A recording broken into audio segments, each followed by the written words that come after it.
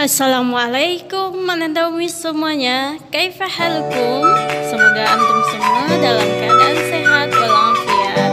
Amin ya rabbal alamin. Nah, Ananda Umi kita masuk pembelajaran baru ya nak ya. Tema 3G, subtema 3, pembelajaran 2 tentang perkembangan teknologi komunikasi. Sebelum kita memulai pembelajaran, ada baiknya kita berdoa terlebih dahulu. Semoga Allah melancarkan segala kegiatan proses pembelajaran kita. Amin ya rabbal alamin.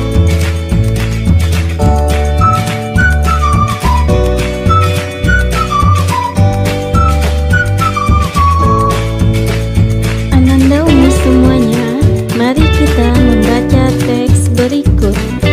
Di taman air. Murid-murid sedang berwisata di taman air. Di taman air, mereka berlatih berenang dengan pengawasan guru olahraga. Tidak hanya murid-murid, ada juga pengunjung lain yang berenang atau sekedar bermain air. Di taman air, ada beberapa petugas penjaga taman air. Tugas utama para petugas adalah menjaga kenyamanan dan keselamatan para pengunjung.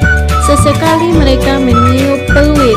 Peluit ditiup untuk menarik perhatian pengunjung yang melakukan tindakan berbahaya. Meniup peluit merupakan cara petugas berkomunikasi. Seperti saat ini, petugas meniup peluit karena ada anak yang memanjat sisi miring seluncuran. Hal itu berbahaya karena anak itu dapat terpeleset. Petugas memberitahu anak itu agar menaiki seluncuran menggunakan tangga yang ada. Ananda Umi semuanya, mari kita beraktivitas bersama. Nah, kita tahu bahwa petugas di taman air berkomunikasi secara langsung dengan para pengunjung. Mereka memberitahukan hal yang tidak boleh kita lakukan demi keselamatan pengunjung. Terdapat cara lain untuk berkomunikasi dengan para pengunjung, yaitu dengan cara memasang rambu-rambu. Nah, coba perhatikan rambu-rambu di kolam renang di bawah ini. Untuk rambu-rambu seperti orang berlari, itu tandanya dilarang berlarian. Yang kedua, seperti tanda sepatu, itu tandanya dilarang memakai alas kaki. Yang ketiga, itu gambar orang terbalik, kepalanya terjedot ke lantai, itu adalah dilarang terjun ke kolam yang dangkal. Yang keempat, gambar cangkir dan garpu atau sendok, itu artinya dilarang makan dan minum. Terakhir, gambar binatang, itu tandanya kita dilarang membawa hewan peliharaan. Nah, jika Ananda Umi pergi ke kolam renang, coba perhatikan sekitarnya, apakah ada rambu-rambu peraturan di sana. Kalau ada, amati, cermati, dan patuhi ya nak ya. Ananda Umi, kita masuk ke pembelajaran PJOK. Salah satu olahraga yang terbaik untuk Ananda Umi lakukan adalah berenang. Belajar berenang memberi banyak manfaat. Salah satu manfaat itu adalah badan kita akan bertambah sehat. Namun, kita harus berhati-hati saat belajar berenang. Saat di kolam renang, terdapat aturan yang harus kita patuhi. Aturan-aturan itu harus kita patuhi demi keselamatan kita. Adapun aturan-aturan dalam berenang adalah sebagai berikut. Pertama, melakukan pemanasan sebelum berenang.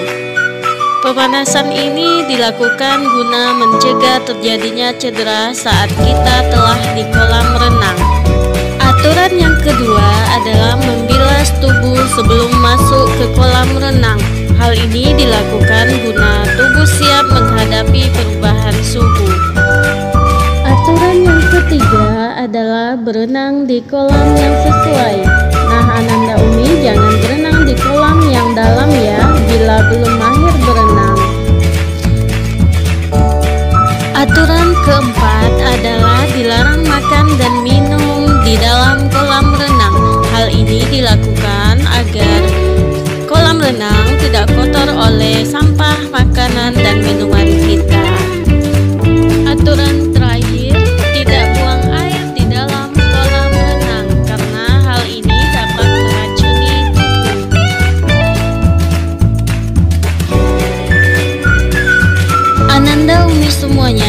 Sifat setiap orang berbeda-beda. Hal ini dapat kamu perhatikan di lingkungan sekitarmu. Oleh karena itu, kita harus dapat mengembangkan sikap yang sesuai agar tidak terjadi perselisihan.